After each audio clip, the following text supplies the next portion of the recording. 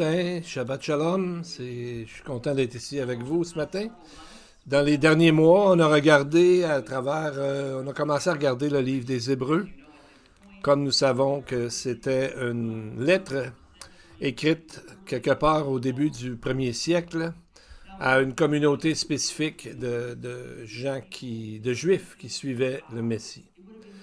Des fois, on se dit, dans ce temps-là, ce groupe-là était si proche du temps de Jésus. Ils connaissaient des gens qui ont connu Jésus. Ça devait être très encourageant pour leur foi. Mais quand on regarde dans la lettre aux Hébreux et ailleurs dans le Nouveau Testament, ce que nous voyons, c'est que souvent, ces communautés étaient très découragées dans leur foi. Et on se demande pourquoi.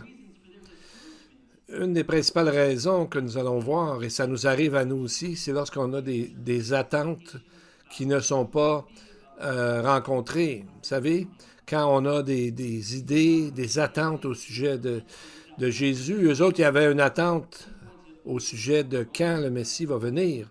Et qu'ils disaient, ben c'est facile, il va arriver, il va mettre les temps messianiques en place, il va débarquer Rome de là, qui règne sur nous, et il va avoir la paix. Mais à la place, ce groupe souffrait de persécution. Il était rejeté par leur communauté en général, parce qu'ils suivaient Jésus. Et ces attentes qui n'ont pas été rencontrées ont fait que ces églises souvent tombaient dans un découragement spirituel et même pensaient quitter la foi. Ils perdaient leurs illusions. Alors comment pouvons-nous nous protéger d'une telle situation, d'aller dans ces pensées-là? Bien, il y a des passages comme Ésaïe 11 ou Zacharie 14 qui nous dit que quand le Messie va venir, les nations vont adorer Dieu puis il va y avoir de la paix. C'est vrai. La seule chose, c'est que ce n'est pas l'image complète. Parce qu'il y a une partie de l'image qu'ils n'avaient pas vue, c'est que d'abord, il y avait un Messie qui devait souffrir, qui devait arriver en premier. Donc, en même temps qu'il y a un Messie qui va régner, il y a aussi la présentation d'un Messie qui va souffrir et qui va être notre sacrificateur et qui souvent n'était pas amené dans la pensée en général. Donc, l'idée, c'est souvent comme dans la lettre aux Hébreux, c'est de réorienter la pensée des gens pour comprendre la révélation complète de Dieu. Donc, de savoir la totale révélation de Dieu et non juste une partie sur laquelle on base nos attentes qui vont nous décevoir peut-être plus tard parce que Dieu est plus complexe que ça. Donc, on voit, premièrement, où est-ce qu'on trouve l'idée que le Messie va souffrir? Et le texte va parler aussi des origines du Messie. Vous savez, c'est important parce que quand on parle à des Juifs, la principale objection, c'est qu'il n'y a pas de paix. Quand le Messie va venir, il est supposé avoir de paix. Donc, il n'y a pas de paix. Donc, ils disent, ben, ça veut dire que Jésus n'est pas le Messie. Bien, c'est vrai que quand le Messie va revenir, il va avoir la paix, mais ce n'est pas toute l'image complète. Donc, quand on parle de l'Évangile à quelqu'un et aux Juifs aussi, il faut amener l'image au complet. L'image d'Ésaïe 53 est très important pour nous montrer que le Messie va souffrir. On dit que c'est souvent une des prophéties les plus populaires dans toutes les écrits hébraïques. Bien, nous avons le serviteur du Seigneur qui prend le péché des gens, des autres, et en retour, il leur donne quoi? Une guérison spirituelle. Et on voit aussi que ce serviteur sera retranché de la terre des vivants. Et pourtant, après, le passage dit qu'il verra une postérité et prolongera ses jours. Donc, ça implique un genre de résurrection là, qui est dans l'idée. Donc, ce chapitre a attiré beaucoup d'attention. J'ai déjà vu une campagne évangélique qui s'adressait aux Juifs qui était bâtie seulement sur ce chapitre-là. d'Ésaïe 53. Et quand ça amène beaucoup c'est très populaire, ça amène aussi beaucoup de, euh, de controverses. Qui est le serviteur du Seigneur? Bien, on peut dire que c'est le Messie dans Ésaïe 53.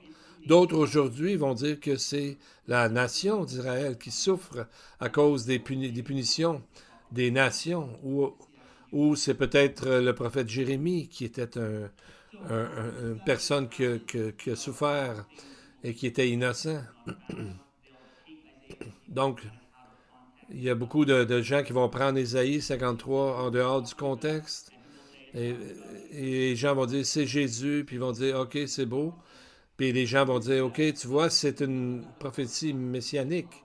Mais il y a certains passages qui vont dire autre chose. Donc, il ne faut jamais prendre un passage en dehors du contexte. Il faut savoir qu'est-ce qui contient le livre d'Ésaïe pour bien comprendre le tout. Donc aujourd'hui, on va se concentrer sur ça. Qu'est-ce qui se passait dans la vie d'Ésaïe quand il s'est mis à lire, pas lire, mais à écrire un tel texte? Et on va comprendre un peu comment ça se fait que la communauté en général n'a pas accepté Jésus. Raison la plus logique, la plus facile à voir, c'est qu'il y avait des attentes qui n'ont pas été répondues comme ils s'attendaient. On voit que la plupart des textes montrent qu'ils ont rejeté Jésus parce qu'il y avait des fausses attentes. Et quand Jésus était devant eux, c'est pas ça à quoi ils s'attendaient du Messie. Donc, ils ont manqué le but. Donc, c'est pas juste pour les gens qui étaient au premier siècle, des Juifs ou plus tard des nations, des non-Juifs. Ça peut nous arriver à nous aussi. Vous savez, un des enseignements les plus populaires en Amérique du Nord, c'est pour avoir une vie, pour que le chrétien ait une vie sans trouble, comme si Dieu nous a appelés à être en santé, riches, et que toutes nos prières devraient être répondues. Bien, si on s'attend à ça dans notre vie, et c'est pas ça que Dieu permet qu'il arrive, on peut essayer de dire, bon, on va donner plus, on va faire quelque chose de plus, mais on n'en vient qu'à penser qu'il y a quelque chose qui ne va pas avec nous. Alors que Dieu nous a bien dit dans d'autres passages que la vie ne serait pas seulement d'être beau et riche et en santé, que toutes nos prières soient répondues. Donc, on a des cas dans la Bible que Timothée, par exemple, il avait un problème d'estomac. Donc, et Paul aussi a demandé 3 fois à Dieu d'enlever cette épine dans sa chair, mais Dieu a dit non. Et pourtant, c'était Paul. Donc, c'est seulement quand on voit que Dieu ne guérit pas toujours tout le monde automatiquement. On voit des hommes de Dieu ici qui n'ont pas été guéris. Et c'est quand on a les deux côtés de la médaille qu'on peut s'ajuster, ajuster notre compréhension et nos attentes afin de marcher avec Dieu en harmonie. Alors ce matin, on va regarder la présentation du Messie dans Ésaïe 53 et essayer de voir les mauvaises attentes qui ont pu vraiment amener un problème dans leur vie spirituelle. Alors on va regarder dans Ésaïe 53 les versets 1 à 3. La semaine prochaine, on va continuer avec d'autres versets. Donc on va passer à travers la première portion de ce chapitre, au moins en 2 études. Bon, ce matin, on va regarder 2 points majeurs. Le message qui a été rejeté. On voit que Israël a entendu le message de Dieu. Ils avaient l'opportunité de l'accepter, mais le message n'a pas été accepté par la foi. Ils ne l'ont pas cru vraiment. C'est un bon rappel pour nous de se dire que juste d'entendre la parole ou de la lire, c'est une chose, mais il faut avoir confiance par la foi que cette révélation est quelque chose de différent. Donc, c'est comme quand on voit des gens qui sont en forme, mais ils ont commencé par aller au gym. Ils ont commencé par s'entraîner. Et le deuxième point, c'est le Messie qui a été rejeté, et non seulement le message. Ici, on a la perspective de la première personne qui ont rejeté le Messie.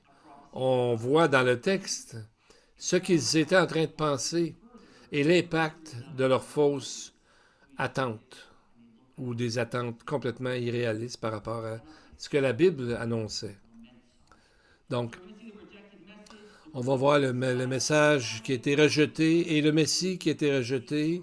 Et finalement, on va essayer de trouver des façons pour nous, de ne pas imposer nos désirs, nos attentes sur Dieu, mais de plutôt s'attendre à ce que Dieu nous donne ce que nous devons faire, ce que nous devons penser, et non pas d'avoir des fausses attentes. Donc, c'est là quand on a des fausses attentes, c'est là qu'on arrive dans le trouble assez rapidement. Donc, on se demande souvent, ça fait un débat, ou qui est le serviteur de l'Éternel dans Ésaïe 53? Alors, je vais essayer de prendre quelques minutes pour vous faire une espèce d'image de ce qui se passait au niveau historique au moment d'Ésaïe, ce à quoi il répond, et dans le contexte entier du livre d'Ésaïe, afin de mieux comprendre la fonction du chapitre 53 dans son livre. Est-ce qu'il y en a qui ont déjà fait des études sur le livre d'Ésaïe? Bien, c'est un petit peu compliqué à comprendre certains endroits. Donc, dans le Nouveau Testament, on a des commandements pratiques. Par exemple, de prendre soin les uns des autres, de défendre la foi. Isaïe, ici, nous parle de l'histoire d'Israël en général. Et il fait des références à des frontières géographiques, des nations plus loin politiques, comme les Assyriens, les Babyloniens, les Perses, différents rois comme Uzziah, Ahaz, Ézéchias. Et si on n'est pas certain où les placer, c'est dur de voir qui fait interaction avec qui. On peut facilement être confus, surtout si on ne lit pas de façon continue. Si je comprends ce que vous pouvez expérimenter. Quand j'avais 13 ans, j'étais allé voir Le Seigneur des Anneaux. Mais je connaissais pas les livres. J'avais aucune idée qu'est-ce qui était pour arriver. Donc, au milieu il parlait de toutes sortes de choses qu'il y avait, des noms, de Middle Earth, le pays du milieu, etc. Moi, j'avais aucune idée de quoi qui se passait. Donc, au milieu du film, je suis parti. Je comprenais absolument rien de tout ce qui se passait avec les elfes, les humains, les nains, etc. Donc, c'est un peu parce que j'avais pas le background, j'avais pas le contexte. Et c'est ce qu'on va essayer d'éviter de faire en regardant. Ici, si on regarde sur la carte, on voit la partie du Moyen-Orient. Et le côté en vert, on appelle ça le croissant fertile. Quand on entend les Ésaïe parler de Babylone et tout ça, c'est toutes des villes dans la section en vert ici. C'est toutes des villes qui étaient fertiles. Les gens vivaient là. Donc, au moment d'Ésaïe, au 7e siècle avant notre ère, Israël était une nation divisée en deux. Il y avait le nord, qui s'appelait Israël, et le sud, qui s'appelait Juda.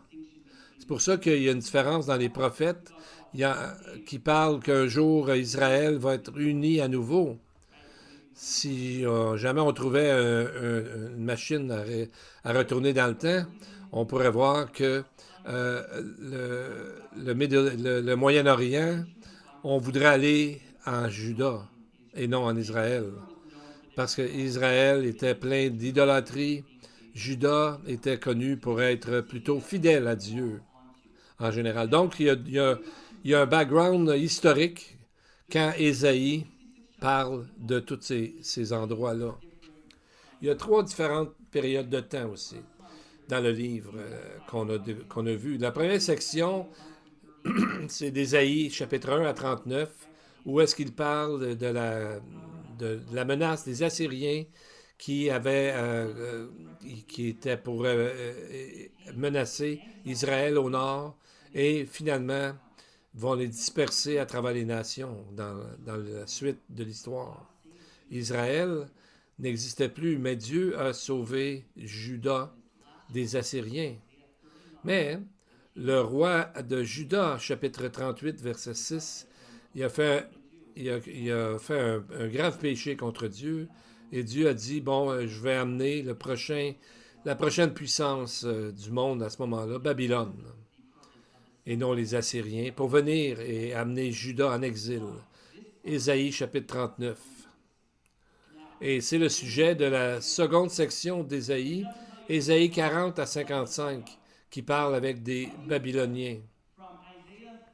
Donc, quand vous passez de Ésaïe 39 à 40, vous venez de passer 150 ans et vous arrivez 150 ans plus tard dans le futur. Ésaïe 40, donc la deuxième section, parle du futur.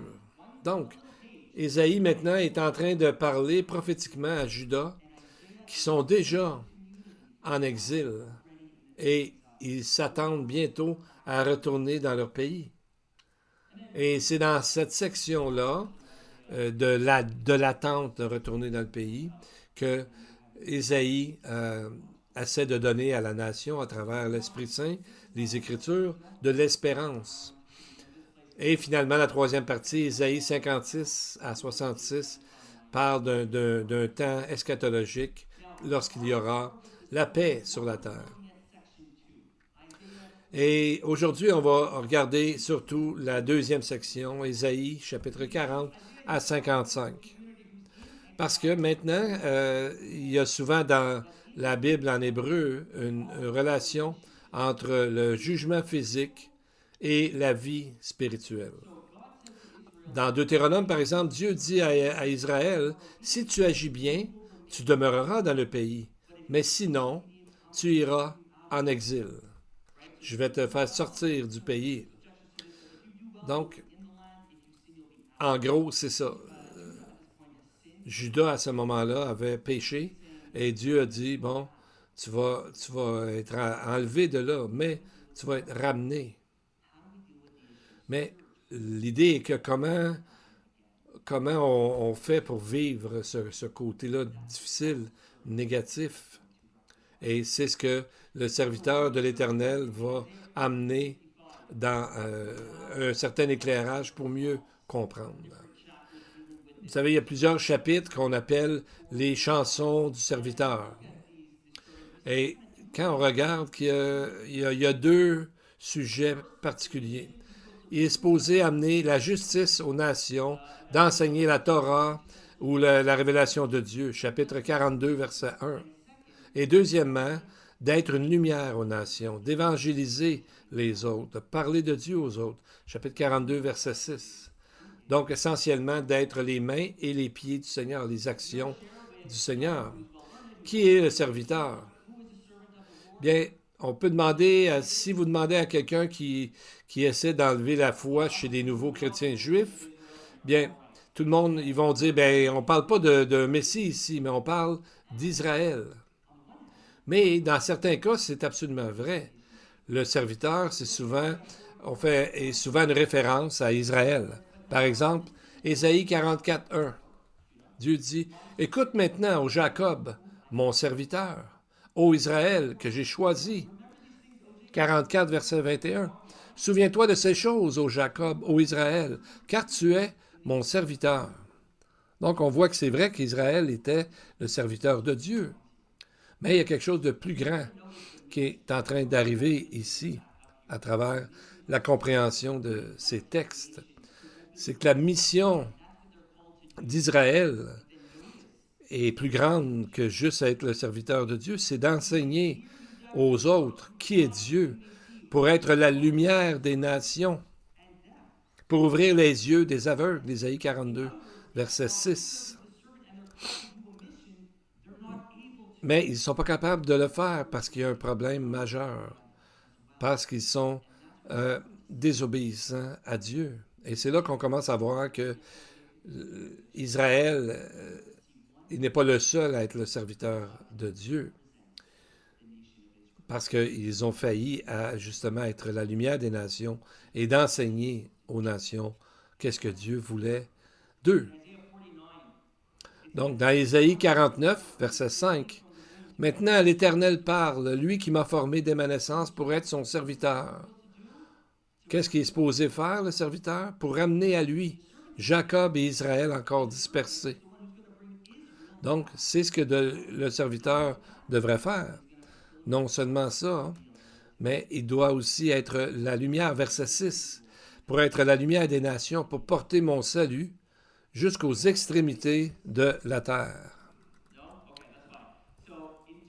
Donc, de représenter la nation d'Israël. Peut-être qu'il y en a qui aiment les Olympiques, l'été ou l'hiver. Je me rappellerai toujours, je vivais à Chicago en 2010. J'étais entouré de mes collègues américains. On regardait la partie de hockey pour l'or entre le Canada et les États-Unis. Sidney Crosby a fait un but. On était gagnants. On a dit, on a gagné, on a gagné. Est-ce que j'ai fait quelque chose, moi? Non. J'ai vu ça à la télé. Mais on peut dire, nous avons gagné parce que l'équipe qui nous représentait a gagné. Donc, c'est un peu la même chose. Le serviteur représente la nation d'Israël et a un rôle à accomplir. Et l'évangile de Matthieu fait ressortir cette idée où Jésus est représente la nation entière en Israël. Vous rappelez-vous quand Jésus est allé pour 40 jours dans le désert avant son ministère? Et on se demande pour combien de temps? Bien, 40 jours. C'est une directe référence aux 40 ans d'Israël qu'il a passé comme pays, comme nation dans le désert. Jésus n'a pas passé 35 jours, 22, 40 pour montrer justement l'image. Et comme le peuple a été tenté dans le désert, Jésus aussi a été tenté dans le désert. On voit dans l'histoire de la tentation de Jésus qu'il y avait manque de nourriture. Satan a dit à Jésus, ben, tu as juste à faire que les roches deviennent du pain. Jésus a cité le Deutéronome, disant que l'homme doit vivre non seulement de pain, mais de la parole de Dieu. Donc, on voit que le problème de la nourriture, c'était une composante majeure dans le pays et dans la nation d'Israël, qui, souvent à cause de ça, ont chialé. Le fait de tester Dieu, Satan a essayé de faire que Jésus tente Dieu en sautant en bas d'un précipice et de l'idolâtrie. Satan a dit à Jésus, ben, tu devrais m'adorer. Donc on voit ces trois choses qui est arrivées dans le peuple lorsqu'il était dans le désert. Donc on voit dans Ésaïe 50, on voit sa souffrance. Il se fait arracher la barbe, on le frappe dans le dos, et etc. Et ensuite, ça nous amène à Ésaïe 53, qui est le sommet de l'histoire de ce que fait le Messie. Et c'est là qu'on nous donne la solution, comment régler le problème spirituel, c'est d'avoir les bonnes attentes envers Dieu. Bien, quand on dit souvent Ésaïe 53, ce chapitre commence quelques versets avant, 52, verset 13. Et vous savez, c'est pour ça qu'on dit en blague que celui qui a mis les versets, il était sur un cheval et parfois ça sautait des paragraphes dans la compréhension. Ce texte-là commence vraiment dans Ésaïe 52, verset 13. Et là, ça va nous montrer un résumé du ministère du serviteur de l'Éternel. Verset 13, chapitre 52. « Voici, mon serviteur prospérera, il montera, il s'élèvera bien haut. » Donc, dans le livre d'Ésaïe, les termes « s'élever » et « sera exalté » sont souvent utilisés pour décrire le statut de Dieu. Mais dans une autre phrase, verset 14, son aspect différait de celui des fils de l'homme. Donc, on voit une figure royale et de l'autre côté qui est persécutée. Non seulement persécutée, mais défigurée.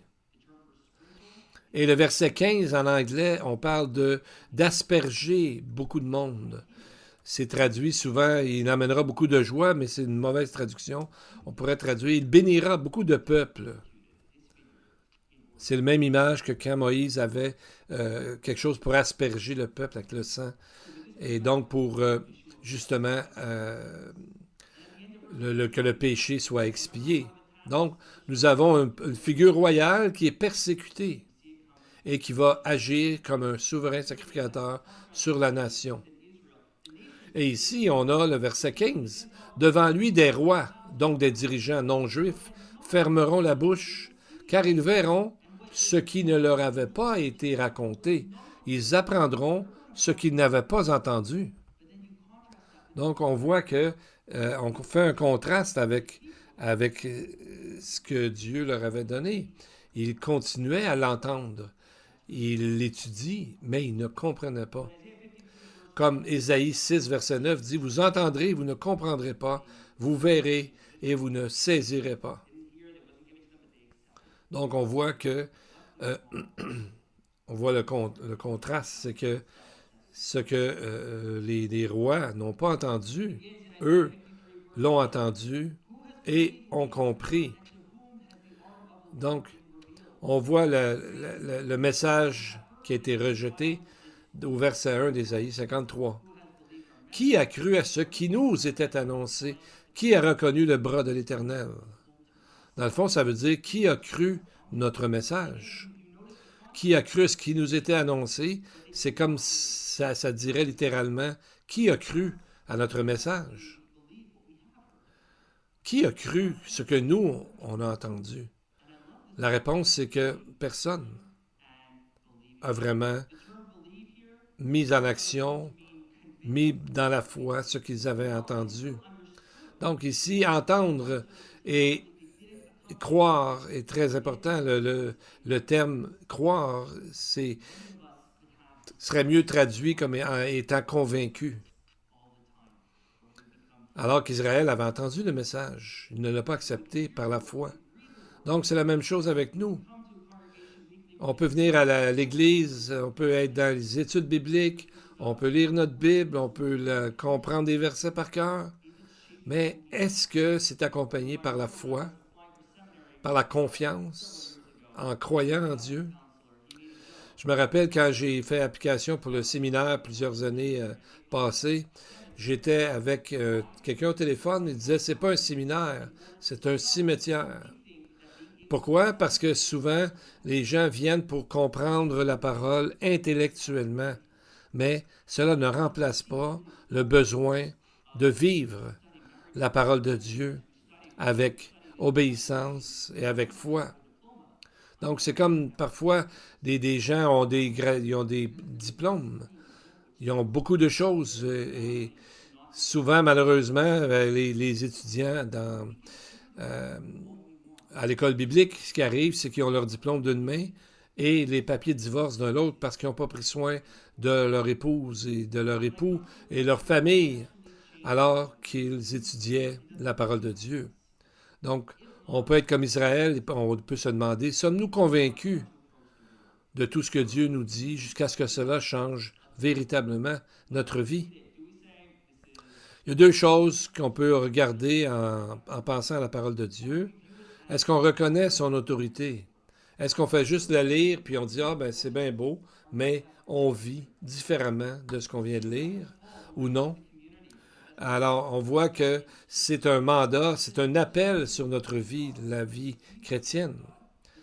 Paul dit dans 1 Thessaloniciens 2,13, « C'est pourquoi nous rendons continuellement grâce à Dieu de ce qu'en recevant la parole de Dieu que nous avons fait connaître, vous l'avez reçue non pas comme la parole des hommes, mais comme elle est véritablement comme la parole de Dieu qui agit en vous qui croyez. » Donc, mettre l'Écriture au bon endroit, c'est la première étape. La deuxième chose, c'est est-ce qu'on fait vraiment rentrer les commandements dans notre vie, que ça nous tente ou non. Malheureusement, on a souvent la mauvaise habitude de prendre ici et là des choses, quel genre de loi qu'on veut suivre. Mais l'apôtre Jacques nous dit que si on fait ça, on est comme quelqu'un qui se regarde dans le miroir, qui est un peu sale, mais qui fait comme si il n'y avait rien. Il n'y avait rien là, puis on continue. Et même, on l'oublie finalement. C'est ce que Jacques nous dit. Il regarde dans le miroir, on voit quelque chose qui ne va pas, mais on continue. Si on fait ça, et la plupart des gens, dans la vraie vie, la plupart des gens, quand on va se regarder dans le miroir, qu'on voit quelque chose qui ne marche pas, on va le changer. Mais spirituellement, il est possible de regarder dans le miroir la parole de Dieu et de rien faire avec ça, de ne pas faire une action pour retourner vers Dieu. Comme quand Paul a dit « Soyez en paix avec tous », ça ne veut pas dire seulement avec ceux que j'aime comme personne. Mais comment je peux rester en paix avec quelqu'un qui, je me sens trahi par eux? Ou comment je peux être en paix avec quelqu'un à qui j'ai fait mal? Bien, c'est notre appel que Dieu veut nous aider à faire ces choses. Pour Israël, ils ont entendu le message, mais ils n'ont pas mis leur foi dans ce message. Et la deuxième partie du verset dit « Qui a reconnu le bras de l'Éternel? » Le bras de l'Éternel, c'est une image qui a été utilisée souvent à travers Ésaïe et fait référence à la puissance et au salut de Dieu. Et aussi, c'est même, le bras de l'Éternel est même personnifié. Dans Ésaïe 40, verset 10, il dit « Le Seigneur, l'Éternel, vient avec puissance, et de son bras, il commande. Je te soutiens de ma droite triomphante. » Donc, une autre phrase que les Juifs disent, « Bien, si le Messie est vraiment Jésus, pourquoi son propre peuple ne l'a pas accepté? » Le fait qu'ils n'ont pas accepté Jésus montre que ce n'était pas le vrai. Bien, il y a quelques points là-dessus. Premièrement, tous les premiers disciples de Jésus étaient quoi? Étaient juifs. Donc, à partir des pharisiens puis de d'autres communautés, ils ont commencé à suivre Jésus. Quand on arrive à Acte 15, le premier concile de Jérusalem, le principal problème, le débat qu'il y avait, c'est est-ce que les non-juifs doivent se convertir au judaïsme lorsqu'ils croient en Jésus? Pourquoi? Parce que la plupart des gens qui croyaient au début étaient des juifs. Mais ensuite, ça a changé. Et ça n'a pas arrêté avec le premier siècle. À travers l'histoire, il y a plusieurs rabbins qui sont venus à la foi, et même aujourd'hui, qui acceptent le Messie. Mais quand on regarde l'histoire du peuple juif, la nation et les chefs ont souvent été pas ce que Dieu aurait voulu comme vie sainte et vie selon sa parole. Donc, dans le verset 1, il parle de leur proclamation. On a entendu, qui a cru, mais on l'a rejeté. Et ensuite, on a la deuxième partie, le Messie qui est rejeté.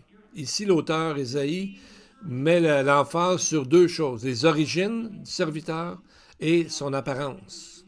Verset 2 dit « Il s'est élevé devant lui comme une faible plante, comme un rejeton. » Les mots ici, c'est vraiment l'image d'un enfant qui est encore à la mamelle, un enfant qui est très, très jeune. Donc, c'est pas quelque chose, une image de force et de puissance. C'est une image d'un enfant dépendant et qui est là. Donc, c'est quoi aussi le rejeton? C'est un titre messianique, mais il est sur une terre sèche. Donc, il n'y a rien de bon qui sort d'une terre si sèche que ça. Vous savez, j'ai déjà resté dans Hamilton, j'avais du ciment dans toute la cour en arrière. Mais à travers des petites craques dans le ciment, il y avait des plantes qui sortaient. On les enlevait toujours. Parce qu'il n'y a rien de significatif qui pouvait pousser en plein milieu du ciment comme ça. Un peu de la même façon, il n'y avait rien d'attirant dans les origines du Messie qui est venu. On peut penser au Messie en disant il va venir comme un chêne immense ou comme dans la prophétie de Daniel, qui va venir comme une roche, qui va tout détruire ce qu'il y avait là avant. Mais la notion d'être une petite pousse sur un terre asséchée, ça n'a pas l'air très optimiste.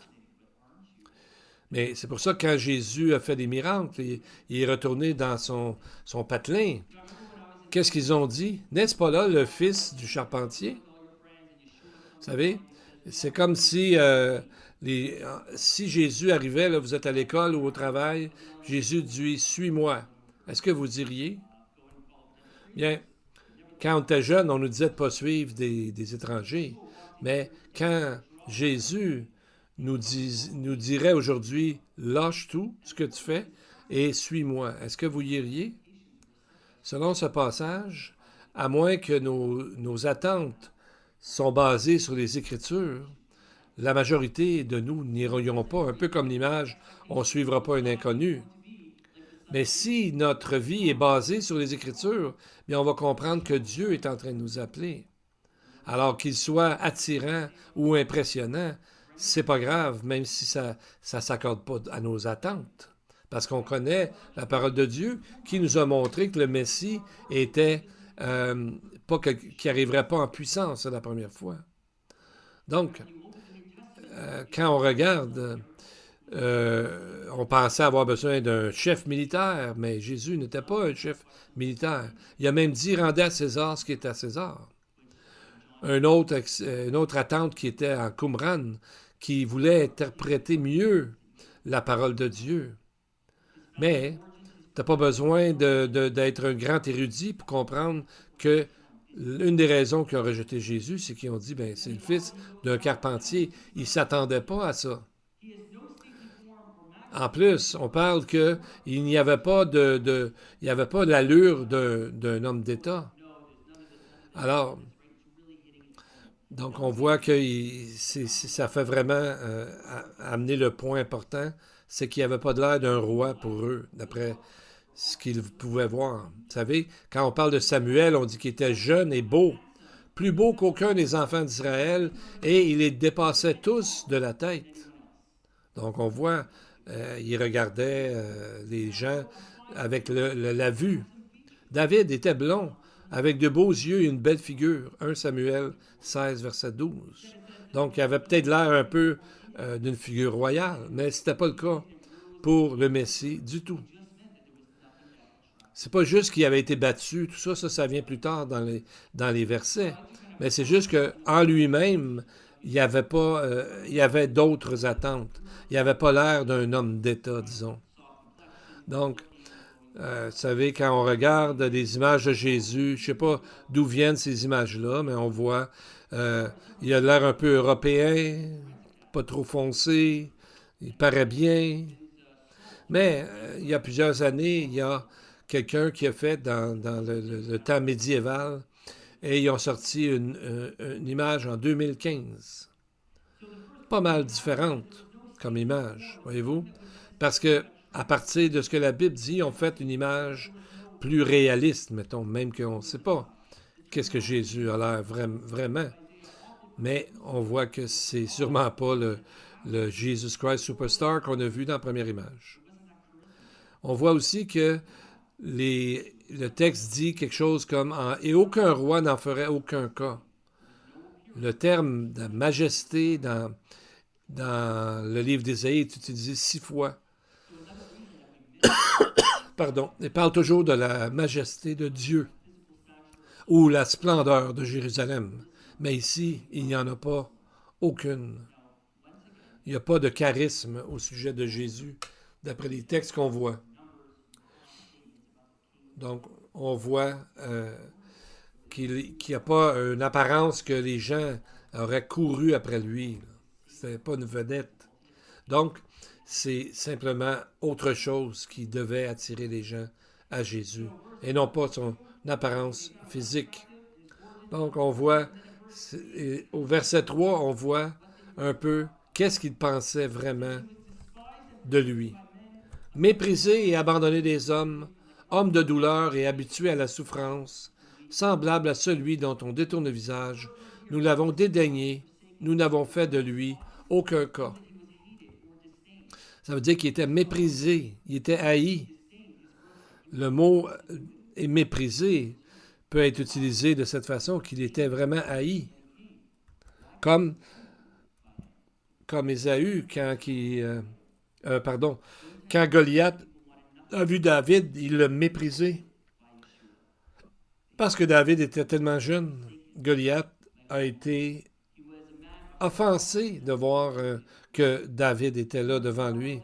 Donc, ça dérangeait les gens de voir que ce à quoi il ressemblait, et il ne voulait rien avoir à faire avec lui. Il ne voulait pas l'écouter. Et le mot abandonner, c'est vraiment abandonner délibérément. C'est l'idée de mettre quelqu'un vraiment à part, comme on fait parfois dans les médias sociaux. On a un besoin d'être vu, d'être connu et applaudi. Et imaginez, Jésus, non seulement il va être ignoré, mais rejeté avec force. Donc, c'est un peu encore des mauvaises attentes. Quand on s'attend à ce que, justement, on n'aura jamais de maladie ou on n'aura jamais de problème. C'est pas ça que Jésus a dit. Ça veut dire qu'il va s'associer avec ceux qui sont malades. Ça ne veut pas dire toujours qu'il va nous guérir. Avec ceux qui sont ostracisés, qui sont mis à part, car lui-même l'a été. Donc il était semblable à celui dont on détourne le visage. Nous l'avons dédaigné, nous n'avons fait de lui aucun cas. Donc, dans Ésaïe, l'idée de cacher sa face, c'est une expression qui revient souvent, comme Dieu qui cache sa face des gens lorsqu'ils sont dans le péché. Dieu dit qu'il cache sa face à son peuple. Mais on a caché notre face alors qu'il souffrait pour nous.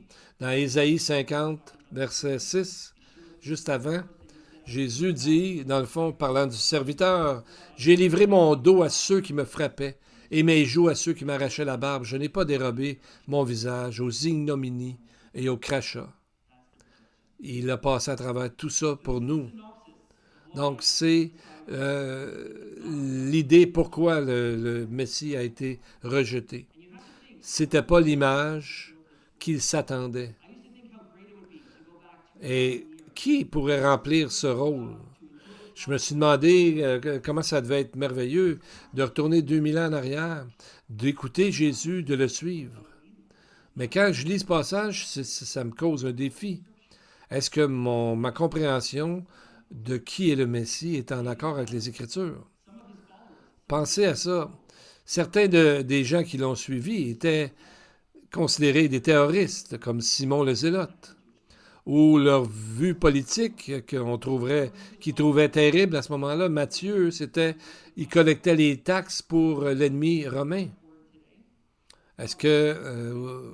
ou encore les autres étaient des pêcheurs ordinaires, des hommes ordinaires, donc pas qui étaient allés à l'université ou des grandes études.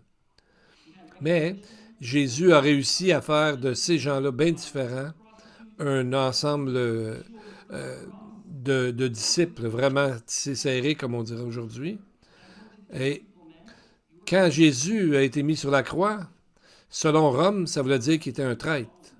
Mais du point de vue juif, quiconque était sur le bois était maudit. Et Paul, ici, lorsqu'il nous parle du Messie, il a une grande compréhension des Écritures, comme nous savons.